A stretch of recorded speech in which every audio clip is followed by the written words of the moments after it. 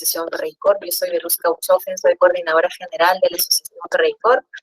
Como ustedes saben, bueno, aquellos nosotros trabajamos básicamente con estudiantes, pero también le damos la bienvenida a todos aquellos que quieran de alguna manera pensar, reflexionar sobre el tema de sus habilidades blandas o mejorar su potencial profesional. Así que bienvenidos todos y todas. En la asociación hemos decidido hacer temáticas mensuales, así que estamos en el mes de los valores, ¿sí? Toda esta semana hemos tenido una semana sobre valores. Y bueno, si alguno de ustedes no ha accedido, pues los invito a revisar nuestro canal de YouTube. En nuestro Facebook también van a poder encontrar todo nuestro contenido, que es de primera.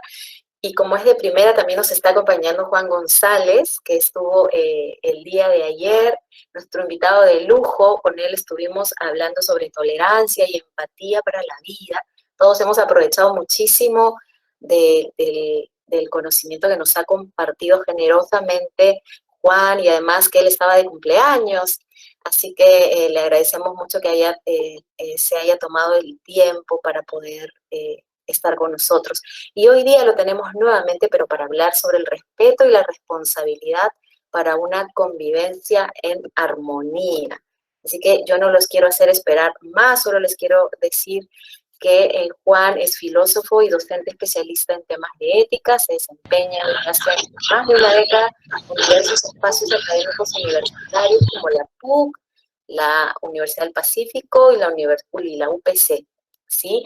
Recuerden que esta dinámica más o menos dura 35 40 minutos. Después de eso, después de la exposición de Juan, podemos dar un espacio para las preguntas, ¿sí? O ustedes pueden ir colocando sus preguntas, sus inquietudes, sus comentarios a través de nuestro chat, y Juan va a ir leyéndolos y comentándolos. Entonces no los hago esperar más. Bienvenido, Juan, nuevamente. Gracias por estar con nosotros. Y chicos, a disfrutar de esta hermosa y tan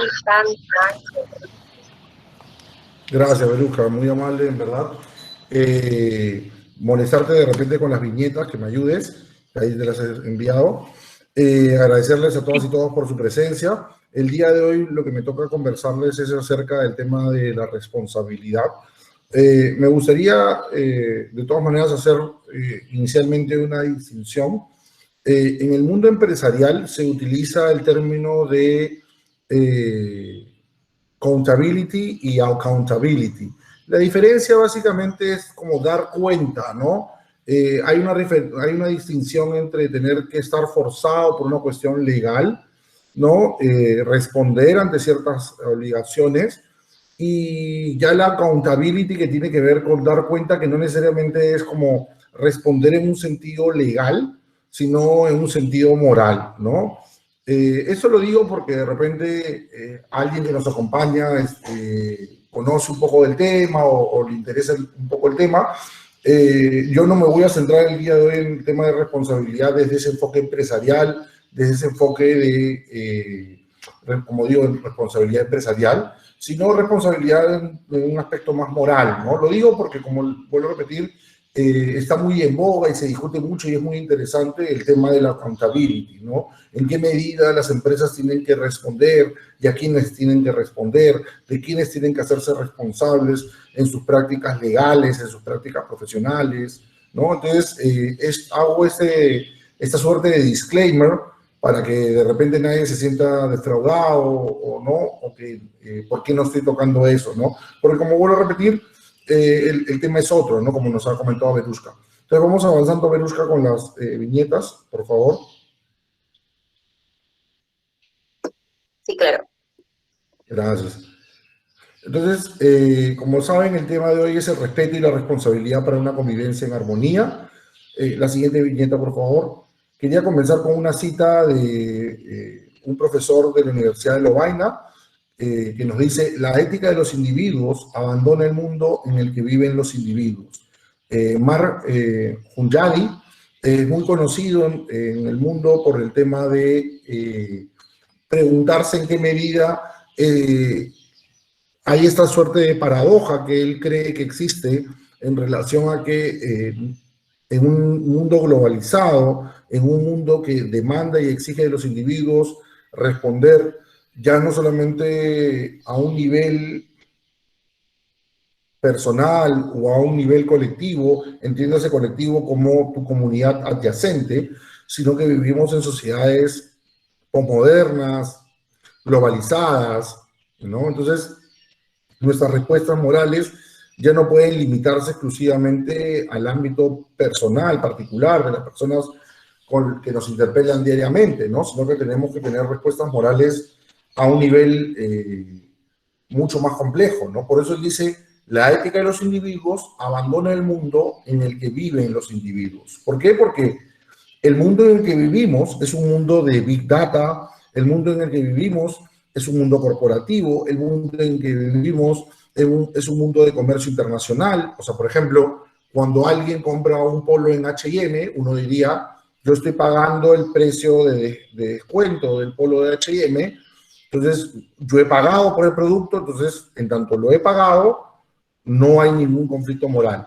Pero lo que gente como Hunyadi nos diría es que, y también por ejemplo Iris Marellán, entre otros, ya has pagado por el precio de retail del producto, pero ¿cómo fue producido el producto? El producto tuvo personas que lo produjeron en condiciones adecuadas, o sea, laborales, en condiciones humanas.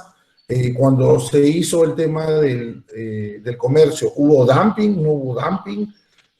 ¿Se hizo con materiales biodegradables o con materiales más bien que por el contrario contaminan el medio ambiente?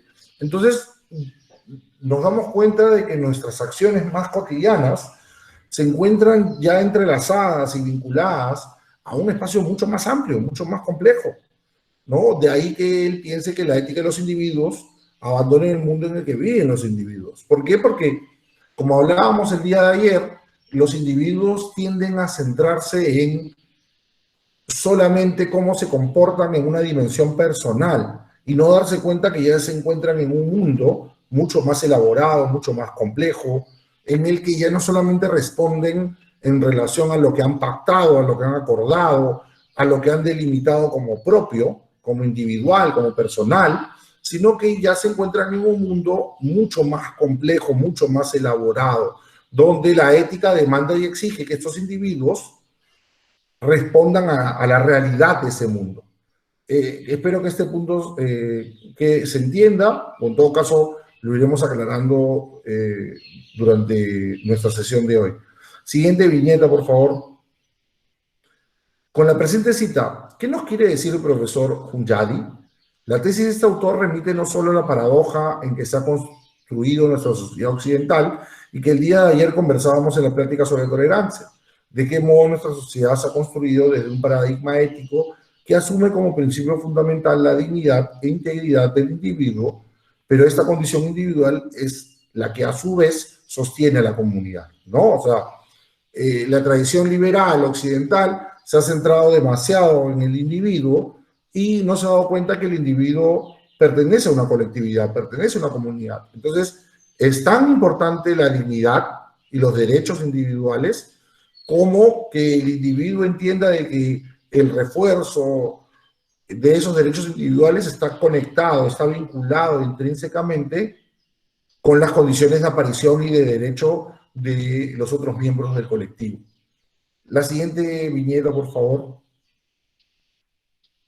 En realidad, la preocupación de Hunyadi se centra en los posicionados que nos encontramos en asumir la importancia de lo individual sobre lo colectivo, anulando de nuestro horizonte de responsabilidad moral a los otros. Es decir, si pienso que mis derechos son lo más importante por defender y proteger, no logro por ello comprender de qué modo estos mismos derechos se encuentran integrados de forma más amplia, real y por ende concreta en los derechos que tengan los otros miembros de mi colectivo, ¿no? Acá nos pregunta María Santos, ¿la ética es subjetiva o intersubjetiva? Precisamente, María, la ética en el mundo actual, como nos está presentando el profesor Hunyadi, ya no puede seguir pensándose solamente desde una subjetividad. La ética implica una intersubjetividad de plano porque vivimos en un mundo compartido, María. O sea, nuestras acciones afectan directa e indirectamente a personas que están cerca de nosotros o que se encuentran a kilómetros de nosotros. ser tan ingenuos de creer de que nuestros comportamientos, nuestros hábitos de consumo, nuestras acciones no afectan a los demás, precisamente daña, perjudica a las personas en el mundo.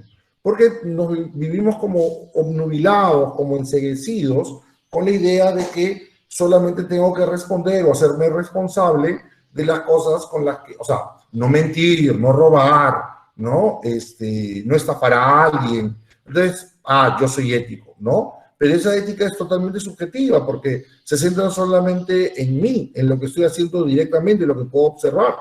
Pero como les digo, ya hay un ámbito mucho más amplio, donde tengo que tomar en cuenta en qué medida mis acciones dañan o afectan a otras personas. Siguiente viñeta, por favor.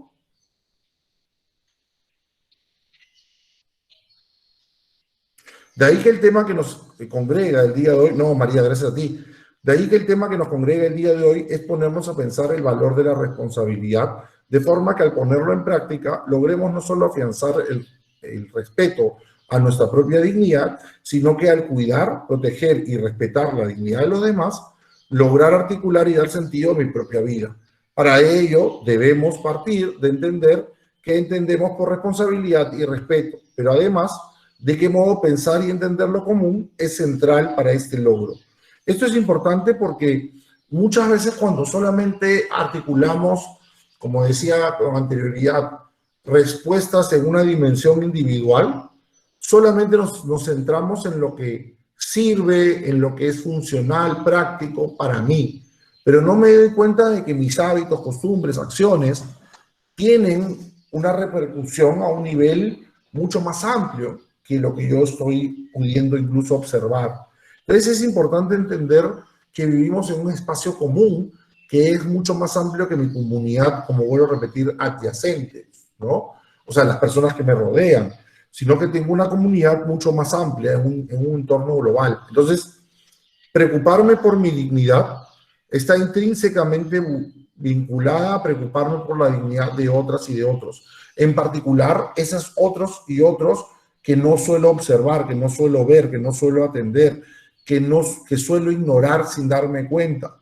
¿Y por qué los ignoro? Porque tiendo a concentrarme solamente, como vuelvo a repetir, en la dimensión subjetiva, particular, personal, y no entiendo de que existen otras y otros que también importan y que son también relevantes para la práctica de mi vida, ¿no? Siguiente viñeta, por favor.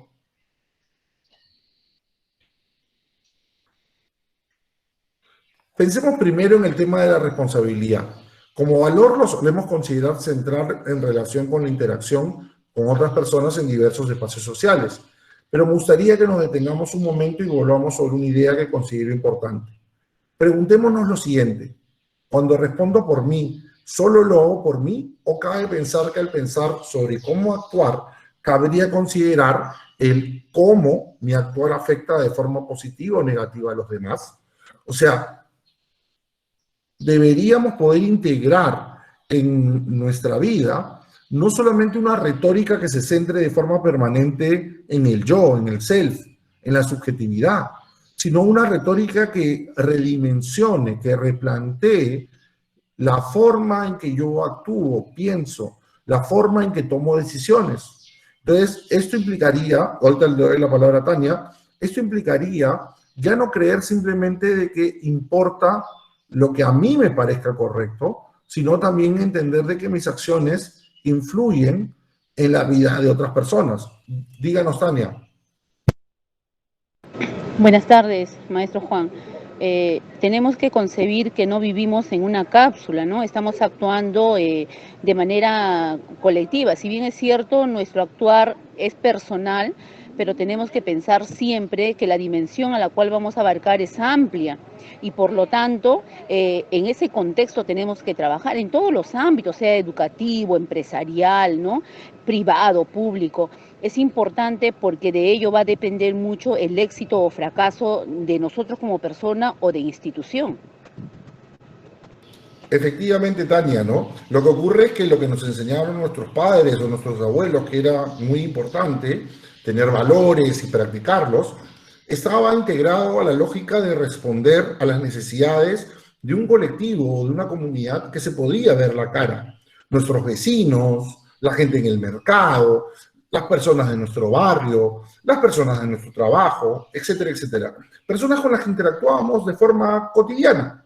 Por ello, era importante tener, de alguna manera, respuestas que fueran asertivas, que invitaran al diálogo, a la reflexión, al encuentro, a la empatía con los otros, para evitar, obviamente, los enfrentamientos, para evitar, obviamente, la violencia. Pero, en la actualidad, como tú bien has mencionado, vivimos en un mundo mucho más complejo, mucho más amplio en demandas y exigencias. Entonces, si ya de por sí es difícil responder de una manera asertiva, inteligente, empática, con mi vecino, con mi vecina, con mi jefe, ¿no? Ahora se nos demanda incluso esta dimensión cosmopolita, o sea, asumirnos como ciudadanos del mundo, ¿no? Pero alguien diría, profesor, pero yo no puedo ser cosmopolita porque yo no viajo a Dubái, yo no voy a Qatar, ¿no? Yo no viajo a Hong Kong, yo no viajo a París. Pero es que lo que ocurre es que querramos o no querramos, viajemos o no viajemos, ya nos encontramos en un mundo que está integrado de una manera muy compleja. Por ello, nuestras acciones tienen un efecto en la vida de otras personas sin que nosotros podamos detectarlo a primera vista, ¿no? Y creo que ese es un punto que habría que subrayar y entender porque es importante tenerlo presente, ¿no? No sé si alguien tiene alguna otra pregunta, duda a este respecto.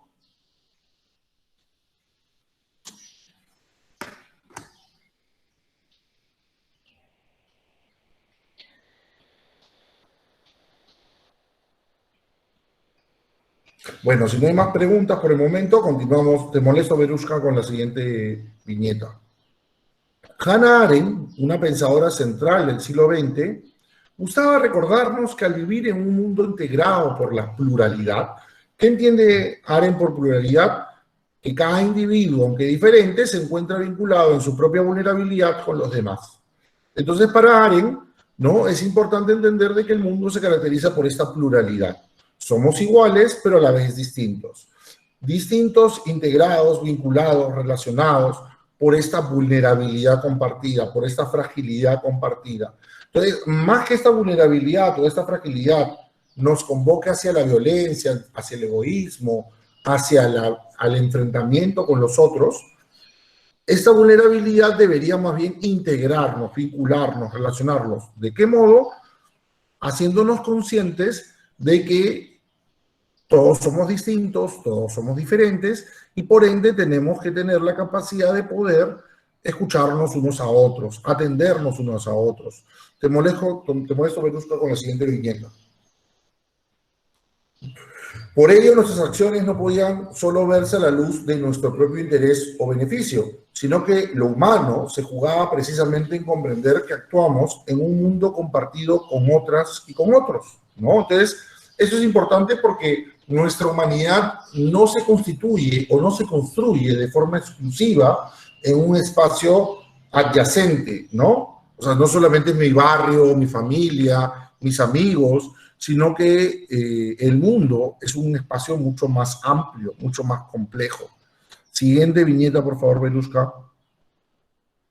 De ahí que a Arendt le gustaba señalar que toda praxis, y este es un término de raigambre griega, se suele traducir como acción, pero lo que quiere decir praxis para Aristóteles y para Arendt es un pensar para actuar, ¿no? O sea, la praxis tiene que ver no simplemente con una dynamis, no solamente con un movimiento, sino la praxis es una acción que implica la capacidad de deliberar, reflexionar, pensar cuál es la mejor acción que tengo que realizar en este caso, en esta situación, en este contexto. Por eso para Arendt, ¿no?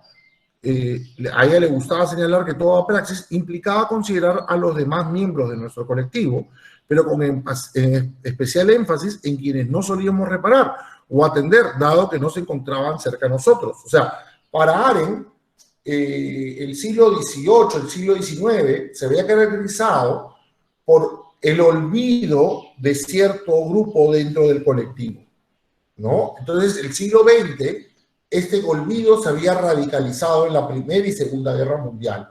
De ahí los genocidios en la Segunda Guerra Mundial, ¿no? Entonces, lo que tendría que cambiar luego de la Segunda Guerra Mundial es nuestra capacidad de poder entender de que siempre hay grupos humanos que son olvidados, dejados de lado, ¿no? Grupos humanos que por su condición son convertidos en prescindibles, o sea, en seres que pueden ser simplemente puestos de lado, ¿no? Que nadie puede responder por ellos. Y eso es lo peligroso, piensa Arendt, que se siga manejando la política de esa manera. Entonces, de ahí que el siglo XX, y especialmente después de la Segunda Guerra Mundial, instituciones como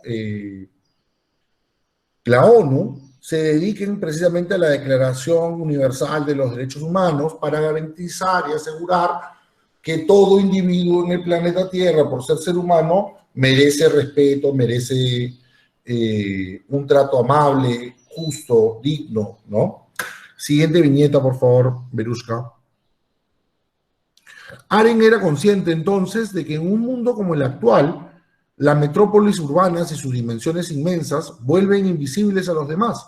Por ello, se hacía urgente y necesario pensar siempre al actuar a los que no suelen ser atendidos, a los que suelen ser olvidados, incluso nunca considerados, ¿no? Para Arendt es fundamental pensar en lo que nadie piensa, ¿no? En los olvidados, en los sin rostro, sin voz, en los que son dejados de lado de forma cotidiana. Siguiente viñeta, por favor.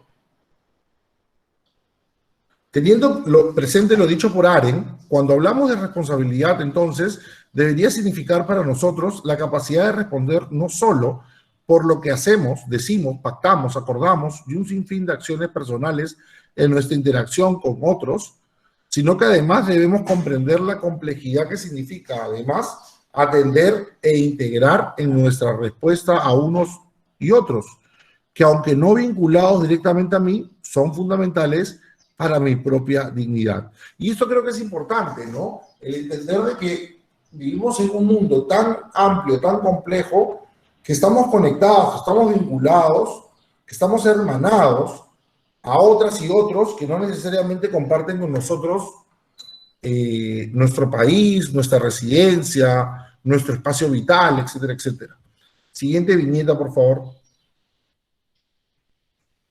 Por eso me parece importante esta cita de Martin Luther King, que nos dice, lo preocupante no es la perversidad de los malvados, sino la indiferencia de los buenos, ¿no? ¿Qué quiere decir esto? De que muchas veces las personas deberíamos sentirnos interpelados, llamados a responder, a atender ante una inequidad o ante una injusticia, pero muchas veces, ¿qué hacemos? Simplemente miramos hacia otro lado porque sentimos que no es nuestra responsabilidad, sentimos que no tenemos nosotros que responder por, cuando en realidad todas y todos estamos llamados a responder por el otro, ¿no? A atender ese otro, no solamente mi familiar, mi amigo, mi compadre, sino toda persona que me interpela en mi humanidad, ¿no? Entonces creo que eso es lo que para Martin Luther King era importante entender, ¿no?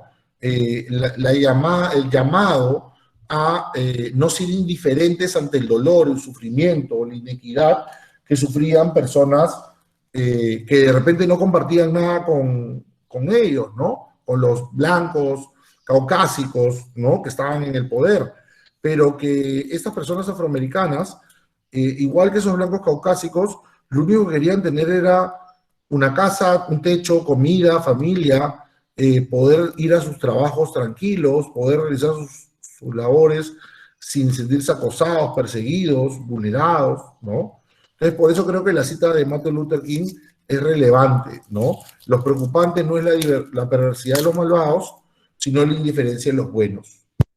Siguiente viñeta, por favor. Y creo que esta imagen y la siguiente ejemplifica a nivel contrario el hecho de no sentirnos responsables o vinculados con los demás, ¿no? ¿Qué es primero, la playa, ¿no? O el poste de luz, ¿no? ¿Quién hizo qué primero? Alguien dijo, no, no importa el poste de luz, igual entran por el costadito. O alguien dijo, no importa que acá hay una playa, está mal ubicada, le pongo el poste de luz, ¿no? O sea, uno podría decir que fue primero el huevo o la gallina, ¿no? Eh,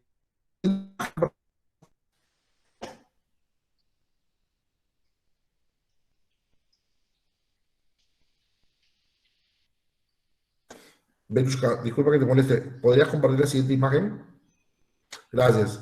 Acá también esta imagen, ¿no? ¿Qué pasó acá? ¿No? Alguien comenzó a compartir amablemente con todos sus vecinos su cuenta de internet, de cable.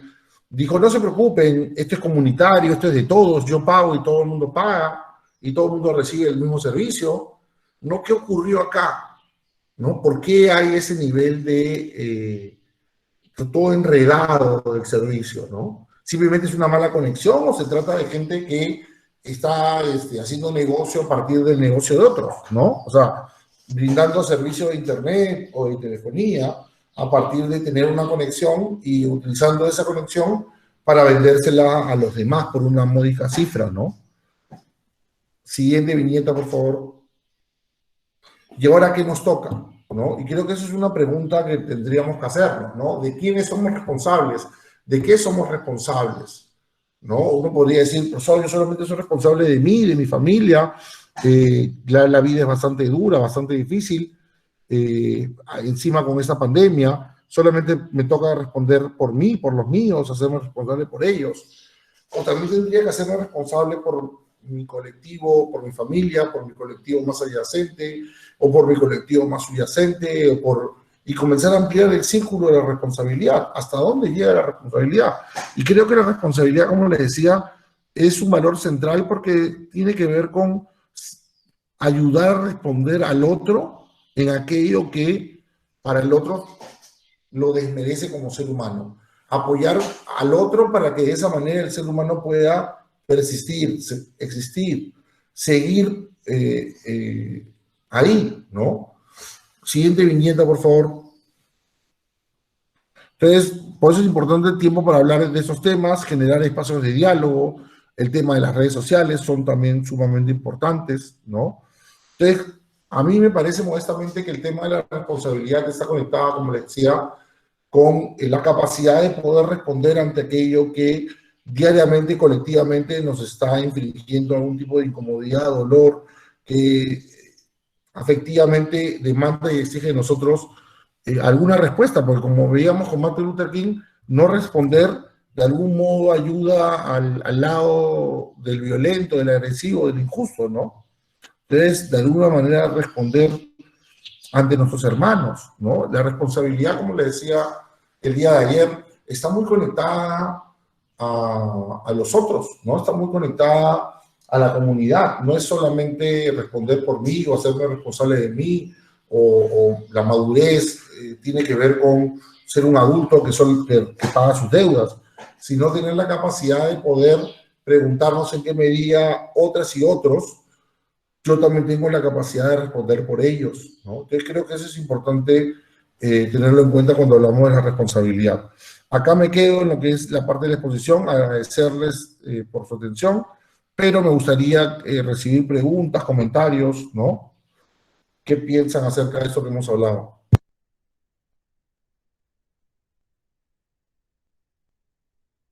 Dinos, María.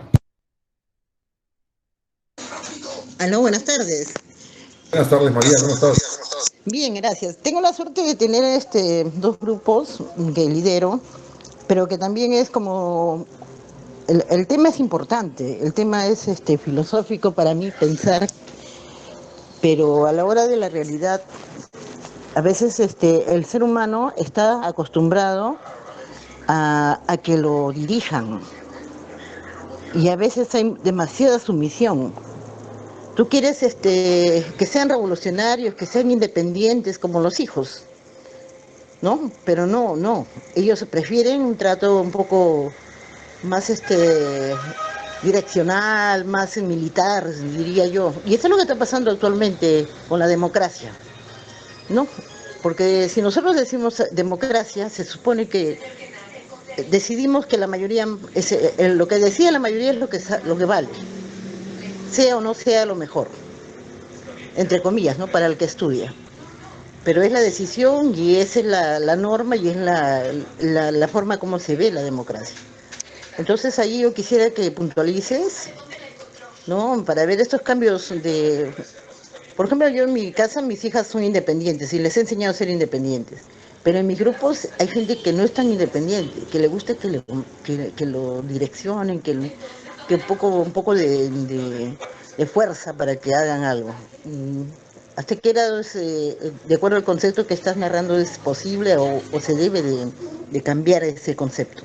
¿Cómo se puede? Más que existe, existe. Gracias. Gracias a ti, María. Yo creo que tiene que ver con un aspecto que es importante tomar en cuenta, y lo hablábamos el día de ayer. Es que lamentablemente vivimos en una cultura en que somos como pequeñas cajas de resonancia, en la que piensen cómo funciona Facebook, Instagram, piensen en cómo funcionan las redes sociales. Todo funciona en relación para escuchar lo que yo digo, lo que yo pienso, lo que yo siento, lo que yo creo. Entonces, nos cuesta mucho crear, integrar espacios de diálogo como este, ¿no? Este es un espacio muy valioso porque nos invita a escucharnos, a escuchar a otras personas. La democracia no debería simplemente ser entendida como demos, kratos, ¿no? El poder de la comunidad, ¿no? Kratos es poder, demos es pueblo, comunidad, colectivo, sino puesto en el voto, sino la democracia implica una responsabilidad. ¿Qué responsabilidad? No solamente salir a marchar, no solamente quejarnos, sino crear espacios de concertación, espacios de encuentro, espacios de diálogo. Pero vean lo que les digo, encuentro, concertación, diálogo. Eso implica, como hablábamos el día de ayer, un fino equilibrio entre lo individual y lo colectivo. O sea, no se tiene que renunciar a lo individual por lo colectivo y viceversa. Lo colectivo no puede demandar a lo individual la renuncia de tu dignidad, de lo personal, de lo subjetivo. Lo que tú señalas, María, como digo, creo que corresponde también a una época que gusta, ¿no? Y premia simplemente que la gente se encierre en sí misma, ¿no? Y que no tome conciencia, ¿no? Que no tenga esta awareness, ¿no? Esta capacidad de pensar qué significa tener una buena vida, por qué tengo que yo ser respetuoso con los demás, por qué tengo que ser responsable con los demás, para qué, por qué. Esas preguntas no están en el itinerario cotidiano. En el itinerario cotidiano es entretenerme, en el itinerario cotidiano es, de alguna manera, estar constantemente llamando mi atención, ¿no? Buscando jalar mi vista, pero no invitarme a pensar, ¿no? O sea, si ustedes se dan cuenta, en su vida cotidiana tienen muy pocos espacios como este. Por eso decía el valor que tiene un espacio como el de este momento. Escucharnos, escuchar a otros. O sea, si antes por lo menos la televisión podía brindar programas de diálogo, de debate, de reflexión, donde las personas compartieran ideas, puntos de vista, perspectivas, datos históricos. En la actualidad la gente lo que prefiere es simplemente escuchar lo que ya sabe, lo que ya piensa, lo que ya cree, y rechaza sistemáticamente cualquier forma de pensamiento que desestructure, rompa, quiebre o diluya lo que ya cree saber. Entonces sí me parece que es importante entender que es un fino diálogo entre fortalecer lo subjetivo. Yo tengo que ser responsable, yo tengo que dar respuesta a mi trabajo, a mi labor. Allende cuánto me paguen, cuánto yo gane, yo tengo que tener la capacidad de poder estar a la altura de la demanda y la exigencia que mi puesto demanda y exige. Pero si vivimos, como vuelvo a repetir, en un mundo en que simplemente importa mi yo, mi self, mi persona, mi subjetividad, es muy difícil constituir, construir, desarrollar un espacio para hacerme la pregunta de quién soy responsable y al entender de quién soy responsable, cómo debo responder, cuál es la manera más justa, cuál es la manera más adecuada, de quiénes soy realmente responsable. Esas preguntas son necesarias que en nuestra sociedad contemporánea se sigan articulando, se sigan desarrollando. Pero en la vida cotidiana la gente solamente me siento responsable por ese pequeño espacio donde están yo, mis amigos y nadie más. Lo demás no me importa mucho, ¿no? Y eso es una pena porque se va destruyendo las condiciones, no solamente para una verdadera democracia, sino también para una verdadera ciudadanía y para que realmente nosotros podamos vivir nuestros derechos en su máximo esplendor. No sé si contesta esto, María, porque ya lo otro sería una cuestión aptitudinal, que ya eso lo dejo más a los psicólogos que trabajan desde distintos enfoques, porque la actitud de la gente tiende a buscar ser dominada, gobernada, a seguir al líder y no pensar de una manera independiente, individual, propia, subjetiva, para fomentar precisamente cambios, dinámicas diferentes, distintas, mejorar, ¿no? Como vuelvo a repetir, ahí lo dejo aparte para los psicólogos que tienen un trabajo bastante interesante al respecto. Pero no sé si responde lo que quería saber, María. Sí, sí, gracias, muy amable. Sí, sí he entendido el mensaje. Gracias a ti, María, muy amable. ¿Alguien más que tenga alguna pregunta, comentario?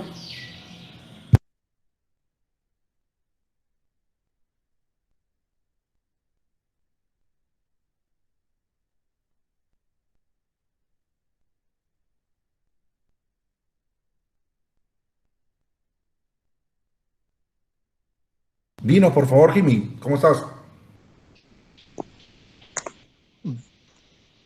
Buenas tardes con todos. ¿Y por qué las personas no tienden a pedir ayuda? Hay personas que son calladas y uno no sabe qué está pasando, qué situación está pasando en la persona y qué debe hacer uno para apoyarlo y ser responsable con nosotros. Esa sería mi pregunta. Gracias, Jimmy. Como digo, en mi caso estudié filosofía, enseño filosofía. Creo que los psicólogos tienen muchas herramientas para poder trabajar, cómo actuar con otros, pero creo que lo que tú preguntas es importante en la medida de que muchas veces simplemente nos olvidamos del resto, ¿no? Actuamos como si el resto no importara, como si los demás pudiéramos prescindir de ellos. Y el hecho que tú notes a alguien que está apático, triste, desmejorado, ya denota en ti de que tienes la capacidad de la empatía, como conversamos el día de ayer, de poder ponerte en el lugar del otro, atender, reconocer la necesidad de las demás personas. Y eso ya es un punto de avance. Como vuelvo a repetir, cómo motivar a esa persona es algo que escapa a mi conocimiento y a mi especialización, pero sí me gustaría, en todo caso, comentar lo siguiente. Creo que es importante entender que como sociedad en este momento estamos viviendo un periodo de luto, de duelo, en muchas formas. Perdemos familiares, perdemos trabajos, perdemos oportunidades, la crisis económica nos afecta, sentimos que nuestro sueldo no rinde lo que rendía antes, nos esforzamos en nuestros trabajos, pero sentimos que eso no se materializa necesariamente en reconocimiento, en una mayor valoración, porque ahorita la gente no está creciendo laboralmente, sino está básicamente como subsistiendo en sus trabajos, buscando que no perderlos. Entonces, es un periodo de duelo, Jimmy. Es un periodo donde la gente se siente muy afectada. Y esto hay que entenderlo y dimensionarlo en su justa medida. Como vuelvo a repetir, seguramente los psicólogos, psiquiatras, psicoanalistas tienen mucho que decir al respecto de cómo llegarle a una persona, pero sí me parece importante que tú te des cuenta que alguien esté padeciendo esa situación, y yo lo conecto con esto que les menciono de vivimos en un periodo de duelo, y en este periodo de duelo cada vez se hace más difícil poder escuchar a los demás, atender a los demás, reconocer ese dolor en los demás, porque estamos más concentrados en no llego a fin de mes, ya salió mi plata de la AFP o no salió mi plata de la AFP, ya salió la quincena, pagaron, no pagaron, ¿no? Entonces, vivimos una época bien difícil, o que alguien estornuda en la casa, ya nos estamos preocupando si tiene coronavirus, cuándo nos toca vacunarnos. Entonces, vivimos en una época, como vuelvo a repetir, de duelo, y esto tiene consecuencias anímicas, afectivas, emocionales, intelectuales. que hace que nos cueste pensar en los demás, ¿no? Y más bien nos centramos y creo yo que sobredimensionamos nuestro yo, pero es comprensible en la medida de que es una época, como vuelvo a repetir, que está volcada sobre la subjetividad, ¿no? No sé si esto contesta tu pregunta, Jimmy.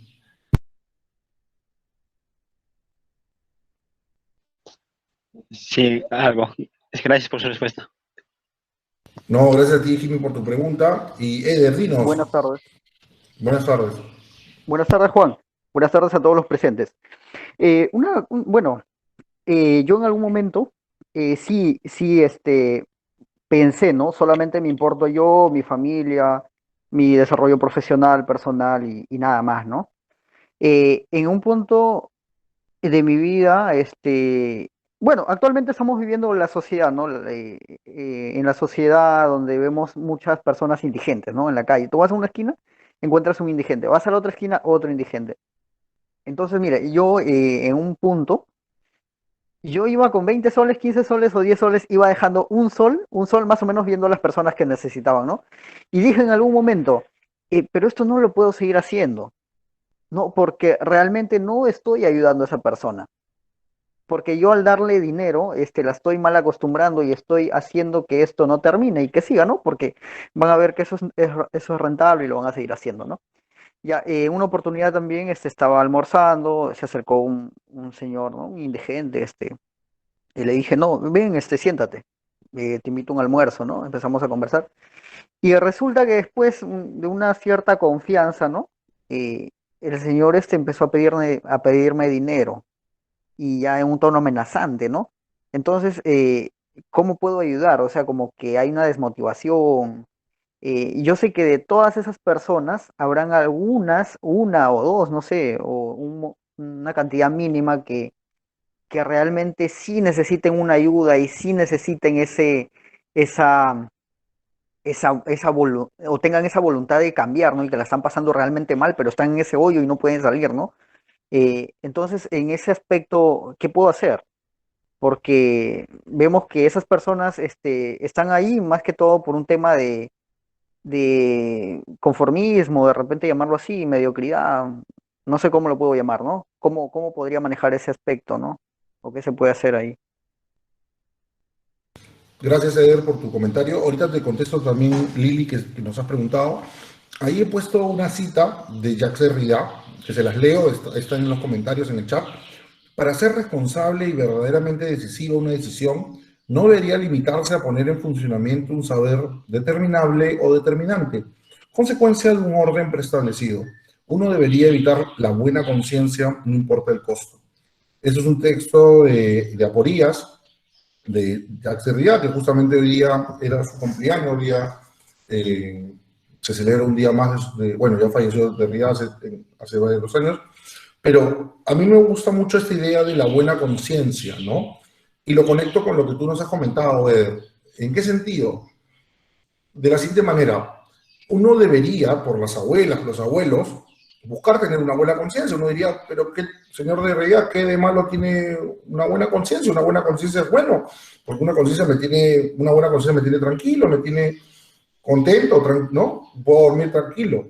Pero lo que piensa Derrida, y esto lo conecto, Eder, con lo que estabas haciendo, ese sol o esa moneda que ¿lo estabas dando por el otro o por ti mismo? O sea, para estar tranquilo. O sea, no espero que me lo contestes, simplemente, o sea, lo digo para que lo Sí, pensemos todo, ¿no? ¿Lo dabas por ti o lo dabas por el otro? ¿No? ¿Lo dabas para estar tranquilo tú? ¿No? Para decir, hice algo para irte a tu casa y contar a los otros, oye, mira, yo ayudo, yo no, colaboro. No me no, malinterpretes, como vuelvo a repetir, no te estoy interpelando a ti en el sentido de juzgarte públicamente qué es lo que estás haciendo, sino que creo que todas y todos caemos en esto que le preocupa de realidad de la buena conciencia, de que muchas veces simplemente ponemos en acción un saber ya predeterminado, algo que ya nos han enseñado, y que simplemente lo hacemos porque ya estamos como instalados en el mundo con ese sistema operativo, pero realmente no hacemos algo que nos saque de nuestra zona de confort, que realmente implique ponerme en el lugar del otro. Y claro, este señor cuando te interpela de una forma más agresiva, debería hacerte pensar a ti, claro, ¿cómo estaría yo en el mundo si no tuviera trabajo? ¿Seguiría siendo el mismo Eder? ¿Seguiría siendo amable? ¿Seguiría siendo empático? ¿Seguiría siendo sensible a los demás? ¿O de repente tendría más una visión de homo homini lupus, de el hombre es el lobo del hombre? Claro, cuando uno no vive con el sueldo mínimo, cuando uno no vive en la miseria, y vuelvo a repetir, esto no es para juzgarte a ti, no es para criticar lo que nos estás contando, sino que nos sirve para poder a veces entender en qué medida vivimos encerrados en nosotros mismos, ¿no? Esta cultura que se ha puesto tan de boga de Osito Lima, ¿no? De papacito, mamacita, déjame que te ayude, ¿no? Tú importas, yo te quiero, tú eres importante. O sea, eso es realmente no ser empático. O sea, eso es disfrutar del patetismo, disfrutar de colocar al otro en la situación de la miseria, ¿no? Y es bien difícil el ayudar al otro y no colocarlo en la situación al otro de la miseria, sino yo tengo la responsabilidad de responder por ti. ¿Por qué? Porque somos seres humanos. Ahora, si quisiera verlo desde el lado del cristianismo, porque Cristo está en ti y la forma de yo dar testimonio de Cristo es cuidando de mi hermano. ¿Y quién es mi hermano en este momento? Eres tú, ¿no? Y obviamente se hace difícil y se hace complicado porque el otro siempre te va a interpelar de una manera en que uno no espera, ¿no? Uno diría, oye, le di cobijo, le di abrigo, le di alimento, ¿qué más quiere? Y claro, la persona siempre va a querer más, porque todos queremos siempre más, ¿no? O sea, uno no le vas a tener un trabajo, uno no le vas a tener una estabilidad, una seguridad, uno quiere mayor confort, mayor dinero, mayores perspectivas, seguir creciendo, ¿no? Son esas contradicciones que tiene el ser humano de que miramos al otro y decimos, oye, si yo tuviera lo de él, uy, qué feliz sería. Lo tienes y después dices, no, me falta, yo quiero más, ¿no? Entonces son estas contradicciones que tienen que ver con el hecho de que, y vuelvo a repetir, Eder, no estoy mencionándolo por ti, sino que en general nos cuesta a nosotros interpelarnos, demarcarnos, o sea, cuestionarnos, ¿no? Decir, ¿qué estoy haciendo bien? ¿Estoy actuando simplemente de forma esquemática, de forma convencional, por un saber preestablecido? ¿O realmente estoy saliendo de mi zona de confort? ¿Realmente estoy actuando de una manera que no estoy repitiendo un formulismo, sino que realmente estoy tratando de ejercer praxis, actuar, ¿no? Realmente traer algo nuevo al mundo, romper lo convencional, ¿no? Y realmente preocuparme de qué es lo que le está pasando a esta persona, asumiendo la posibilidad de que esa persona me rechace o que me amenace o que quiera más de mí de lo que yo le quiero dar. Entonces, es complejo, es difícil, no es fácil interactuar con el que está en necesidad, porque uno se tendría que poner a pensar, ¿y qué haría uno por necesidad? ¿Hasta dónde llegaría uno por necesidad? ¿Estafar, engañar a otras personas, mentir? ¿No? Ahora que el tema de la vacuna está tan de moda, ¿no? ¿Qué haríamos por una vacuna? ¿No? ¿No? ¿Qué pasa si, por ejemplo, Dios no quiera, pero entra el nuevo gobierno y las vacunas se suspenden? Y la gente dice, oye, pero yo conozco gente que tiene vacunas, ya, consígueme el dato. ¿Sería inmoral? ¿Sería moral? ¿Sería correcto? La supervivencia está por encima de todo, la supervivencia siempre se justifica. Entonces, piensen en la gente que vive en estado de supervivencia 24/7. La moralidad es un lujo para las personas que tenemos casa, comida, trabajo. La moralidad es un lujo para las personas que tenemos la capacidad de poder dar un paso atrás y pensar qué es lo mejor para mí. Pero piensen en las personas que no tienen la posibilidad de realmente ponerse a pensar qué es lo mejor para mí, qué es lo más correcto en esa situación. Y creo que es un poco lo que se le quita al pobre, ¿no? Al pobre no solamente se le quita su dignidad en el sentido material, sino que al quitarles su humanidad en el sentido material, que comer, dónde dormir, guarecerse, salud, se le está quitando la posibilidad de dimensionarse como un ser humano que tiene dignidad, que no robaría porque le daría asco. Cuando uno tiene cierto nivel de confort, cuando una persona tiene cierto nivel de estatus, tendría que tener mayor asco a robar, como uno debería decir, ¿cómo yo puedo hacerle eso a otros si yo ya tengo que comer, ya tengo un colchón cómodo, ya tengo una cama agradable, tengo una casa grande, ¿por qué debería querer más? Y ahí entra ya estas cuestiones, como digo, que muchas personas no se interpelan y no se cuestionan, y que ya en cierta medida tocaría el tema de psicólogos, psiquiatras, psicoanalistas, ¿no? Espero, Eder, haber contestado modestamente tu pregunta. Creo que seguramente tiene muchas más aristas, digamos, ¿no? Lini nos decía lo siguiente. Buenas tardes. Después de la charla impartida entendí que cada acción o inacción que realizamos tiene un impacto que no solo puede ser a los que se encuentran cerca, sino puede tener una repercusión al otro lado del mundo. Entender esto me hace reflexionar para tener acciones más alineadas. Efectivamente, Lili, o sea, vivimos en un mundo donde tenemos que pensar que nuestra responsabilidad no solamente implica la interacción con las personas, que ya de por sí es difícil, Lili, ¿no? O sea, en una sociedad tan inequitativa, injusta, abusiva como la limeña, cruzar por la esquina, botar la basura a la hora,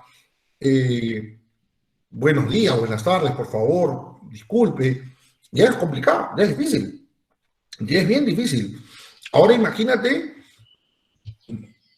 el fair trade, o sea, el comercio justo, pagar por el monto adecuado, no contaminar, escoger prendas de ropa que no impliquen el deterioro de la naturaleza. Entonces, la ética demanda y exige en muchos niveles en la actualidad, ¿no? Por eso el tema de quiénes somos responsables, ¿no? Es una pregunta fundamental y es una pregunta que, como comentaba también ayer, para los que son cristianos, ¿no? Te interpela, porque en el cristianismo siempre está el tema de quién soy responsable, solamente de mí, o ser responsable de mí implica siempre ser responsable del otro, ¿no? O sea, del último de mis hermanos, del más débil, ¿no? Entonces creo que siempre hay una conciencia de la vulnerabilidad, o debería haber una conciencia de la vulnerabilidad compartida, pero como repito, ante la escasez, la pobreza, es difícil ponerse a pensar en los demás. Cuando tú necesitas trabajo, cuando tú necesitas empleo, un plato de comida, es muy duro ser generoso con otros y con otros. Ahí es cuando ya cuesta salir de algún modo de lo preestablecido, de lo que te han enseñado, ¿no? Nos decía también acá Diana Lisbeth, buenas tardes, disculpe, ¿cómo podríamos sobrevivir en un entorno que teme y rechaza nuestras actitudes y aún así conservar la alegría y la fortaleza? Es bien difícil, Diana, bien difícil, creo yo. No imposible, pero difícil, ¿no? O sea, vivimos cada vez en un tiempo en el cual la gente solamente piensa en sí, solamente piensa en lo que le es más cómodo, más sencillo, más fácil, más práctico, más funcional, lo que está más a la mano. Entonces, tener valores que te permitan ser empático, escuchar a los demás, ser asertivo, ser dialogante, no ser violento, no ser agresivo, no ser abusivo, es bien difícil, Diana, bien difícil. Pero creo que hay que entender también, y por eso creo que el día de ayer era importante el tema de la empatía, de quién vienen las cosas. O sea, esto no es ignorar lo que dice el otro, sino también, como decía, comprender. Comprender no es disculpar, pero sí es importante comprender para entender de que las condiciones en las que se encuentra la otra persona no son las mismas en las que me encuentro yo. O sea, piensen un chofer de combi, de Custer, que está 12 horas subido en la Custer. ¿Qué capacidad tiene de tomar buenas decisiones? Ojo, yo no estoy siendo con esto indulgente, ni diciendo, pobrecito, es un bebé de pecho, no tiene la culpa de nada. No. Es responsable de sus malos hábitos, de sus malas decisiones, pero también hay que entender de que sus malos hábitos, sus malas decisiones están dentro de un contexto macro, más grande, estructural, donde hace que sea muy difícil tomar buenas decisiones. O sea, una de las cosas más injustas, me parece a mí, es pedirle a los pobres, y esto no estoy tratando de ser para nada concesivo, ni reductivista, ¿no? Con el pobre, pero también hay que entender que las personas que tienen menos oportunidades para desarrollarse, tienen menos capacidad para poder elegir bien. Y en una sociedad tan inequitativa, tan injusta, tan desigual como la nuestra, es muy difícil encontrarse ciudadanas y ciudadanos que elijan bien. Porque, como vuelvo a repetir, al no tener las condiciones mínimas, porque tienes que preocuparte cómo llegar a fin de mes, cómo pagar deudas, ¿no? Un amigo que hace taxi se chocó hace poco, un choque bastante simple, y eran 500 soles para pagar, para no complicar el asunto, ¿no? Tenía que pagarle a la otra persona 500 soles. Y uno puede decir 500 soles no es mucho, pero 500 soles para una persona que vive de diario es un montón de plata. ¿Y qué hace esa persona? O sea, si se está luchando todos los días para poder pagar su alquiler, para poder pagar la comida, para poder darle algo a su hijo, 500 soles se te vuelve la vida, se te vuelve el mundo, ¿no? O sea, ya ni siquiera estoy invitándoles a pensar qué significa para una persona ahorita que un familiar se enferme de COVID, con lo que cuesta un balón de oxígeno, con lo que cuesta internarlo, con lo que cuestan los medicamentos. Entonces, ¿cómo tomar buenas decisiones en una sociedad tan inequitativa y tan injusta no es fácil? Y cuando esas situaciones nos interpelan, no es fácil y no es sencillo tomar buenas decisiones, ¿no? Porque ¿a qué te lleva tener que pagar esos 500 soles? ¿A qué te puede llevar o qué te puede arrastrar tener que pagar balones de oxígeno para tu madre, para tu padre, para tu hijo? Entonces, creo yo que tenemos que entender de que vivimos en una sociedad donde no todas y todos tienen las mismas condiciones que nosotros. Ojo, vuelvo a repetir, comprender no es perdonar, comprender no es ser indulgente, pero sí es importante ser empáticos para entender de que no todas las personas tienen la misma capacidad que nosotros para tomar buenas decisiones. Que nos preocupe ser éticos no significa que ya seamos éticos. Que yo enseñe ética no significa que yo soy una persona perfecta, que no me equivoco, pero tengo una mayor responsabilidad porque tengo mayores condiciones para. Pero eso significa que siempre tomo las mejores decisiones. Seguramente no, seguramente también me equivoco, pero estamos aprendiendo, pero nos equivocamos y nos levantamos. Y creo que eso es lo que siempre deberíamos integrar en nosotros. El respeto está vinculado con la responsabilidad porque somos responsables de lo que hacemos siempre. Siempre somos responsables de lo que hacemos. Pero sí creo que es importante entender a un nivel estructural que no todas y todos tienen las mismas condiciones para hacerse responsable de aquello que hacen. Creo que ya por la hora, para no pasarnos, agradecerle a Beruska en nombre de la Asociación de Ferrecorp y agradecerle a todas y todos que nos acompañan un viernes en la tarde. Imagínense, viernes en la tarde, jueves en la tarde, yo ya estoy terminando la semana, pero viernes en la tarde, que a veces la gente puede estar en cualquier otra cosa. Agradecerle de verdad por su tiempo y por su paciencia, por acompañarnos y por sus preguntas, ¿no? Nunca es fácil atreverse a preguntar en público. De verdad, muchas gracias. Muchísimas Gracias, buenas tardes. Muchas gracias. Los invitamos a, por favor, llenar una encuesta para que nos cuenten cómo les ha parecido. Gracias, Juan, por estar con nosotros, por compartirnos este valioso conocimiento y hacernos reflexionar sobre este aspecto tan importante del respeto y la responsabilidad. Ya creo que el tener el bichito y las ganas de cuestionarnos algunas cosas, saberes previos, va a ser bastante para poder tener una mejor convivencia en nuestro país. Muchísimas gracias y bueno, los invitamos a llenar la encuesta. Recuerden que estamos en el mes de los valores. La próxima semana tenemos 2 super eventos también. Así que va a estar Oscar Caipo, expresidente de Empresarios por la Integridad, y también va a estar Raúl Castro, él es antropólogo, decano de Comunicaciones de la Universidad Científica del Sur. Con él vamos a hablar sobre la lógica del más vivo, ¿no? ¿Qué nos está pasando? ¿Por qué necesitamos ser vivos para poder sobrevivir en una sociedad como la nuestra? Así que recuerden inscribirse, pueden acceder a nuestros enlaces. Si se han inscrito a este taller, pues les va a llegar inmediatamente la publicidad, y si no, estamos en Instagram, Facebook, nuestro canal de YouTube.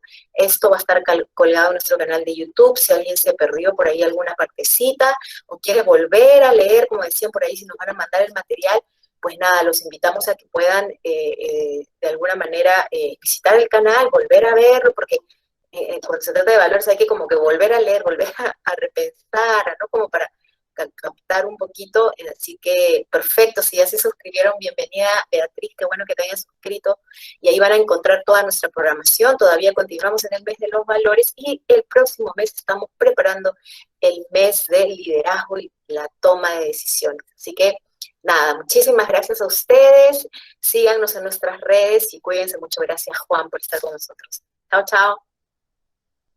Chao.